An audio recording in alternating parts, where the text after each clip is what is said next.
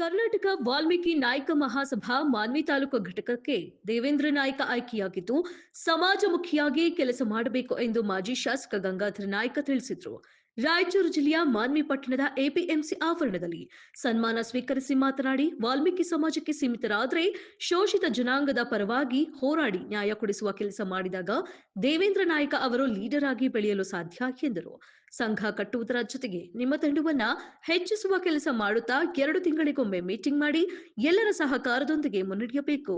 ಹಾಗೆಯೇ ಸಂಘದ ಒಂದು ಕಚೇರಿ ಮಾಡಿಕೊಳ್ಳಲು ಜಾಗ ನೋಡಿದ್ರೆ ರೂಮು ಕಟ್ಟಿಸುವ ಖರ್ಚು ವೆಚ್ಚ ನಾನೇ ಮಾಡುವೆ ಎಂದು ಭರವಸೆ ಕೊಟ್ಟರು. ಅವರಿಗೆಲ್ಲ ತಿಳಿಸಿ ಯಾವಾಗಲೂ ಎಷ್ಟು ಸಂಪರ್ಕ ಮಾಡ್ತೀವಿ ಅಷ್ಟು ಸಮಸ್ಯೆಗಳು ಬಗೆಹರ್ತವೆ. ನಾವು ಸಂಪರ್ಕನೇ ಮಾಡಲು ನಮ್ಮಷ್ಟಕ್ಕೆ ನಾವೇ ಅಧ್ಯಕ್ಷ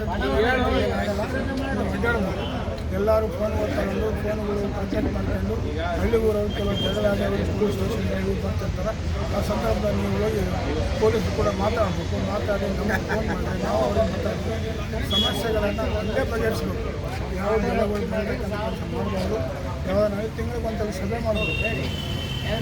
ಅದು ಬರಲಿ ಬಿಡಲಿ ತಿಂಗಳಿಗೆ ಒಂದ್ಸಲ ಸಭೆ ಮಾಡಿರಿ. ಕೆಲವು ಜನರು ಸಮಸ್ಯೆಗಳಿಗೆ ಬರ್ತಾರೆ, ಬಂದು ನಿಮ್ಗೆ ಹೇಳ್ತಾರೆ ನಮ್ಮೂರಿಗೆ ಈ ಸಮಸ್ಯೆ ಐತೆ ಅಲ್ಲ ಹೆಂಗೆ ಮಾಡಿ ಬಗೆಹರಿಸಂದಾಗ ಅದಕ್ಕೆ ಸಲಹೆಗಳನ್ನು ನೀವೆಲ್ಲ ಸಮಿತಿ ಕುಂತ್ಕೊಂಡು ಮಾತಾಡಿ ಬಗೆಹರಿಸಿದಾಗ ಅವಾಗ ಜನರು ನಮ್ಮ ವಾಲ್ಮೀಕಿ ಸಂಘದವ್ರು ನಮ್ಮ ಕೆಲಸ ಮಾಡ್ತಾರಪ್ಪ, ಆ ಸಮಾಜಕ್ಕೆ ನಾವು ಕೆಲಸ ಮಾಡೋಕ್ಕಂತೇಳಿ ಜನರು ತಲೆಗೆ ಬರ್ತಾರೆ.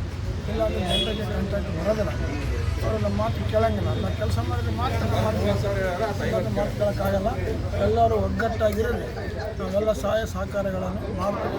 ಸರ್ಕಾರ ವತಿಯಿಂದ ಕೂಡ ನಿಮ್ಮ ಸಂಸ್ಥೆ ಗಟ್ಟಿಯಾಗಿ ಬೆಳೆಸಿದ್ರೆ ಜಾಗ ಮಾಡಿ ಒಂದು ರೂಮಿನ ವ್ಯವಸ್ಥೆ ಮಾಡಿಸ್ತೀವಿ. ಜಾಗ ಸಿಗಬೇಕು, ಜಾಗ ನೋಡ್ರೆ ಒಂದು ರೂಮಿನ ವ್ಯವಸ್ಥೆ ಮಾಡಿಸ್ಕೊಡ್ತೀವಿ.